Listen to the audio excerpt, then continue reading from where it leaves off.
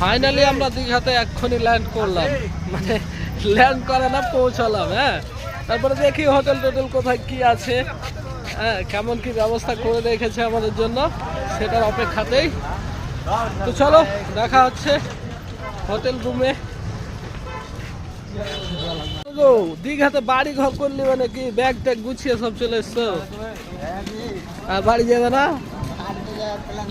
হ্যাঁ, তো আমাদের পুরো টিম একসাথে, হ্যাঁ এখনই পৌঁছলাম, জাস্ট সকাল 8:45 বাজে। এমনিতে দেরি হতো, কিন্তু একটু চক্রান্ত করে বুদ্ধি করে আসতে হলো, না হলে কিন্তু আমাদের 3টা বাজতো। হ্যাঁ, তো চলো।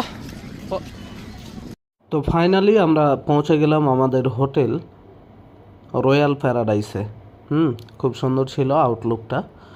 আর চলুন ভেতরে গিয়ে দেখি।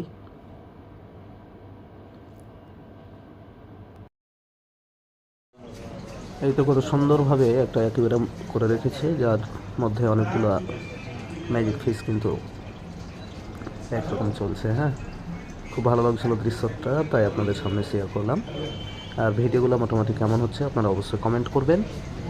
পরবর্তী আপডেটগুলো পেতে অবশ্যই আমাকে ফেসবুক থেকে দেখলে ফলো করবেন। এই ছিল আমাদের হোটেলের ব্যালকনি থেকে বাইরের ভিউ। হ্যাঁ, খুব সুন্দর ছিল। আর এই এলাকাটা জুড়ে পুরোটাই হোটেল আর কি। হ্যাঁ, সবগুলোই হোটেল। যা হোক, যারা দীঘা ঘুরতে আসেন তাদের জন্য তৈরি করা রয়েছে।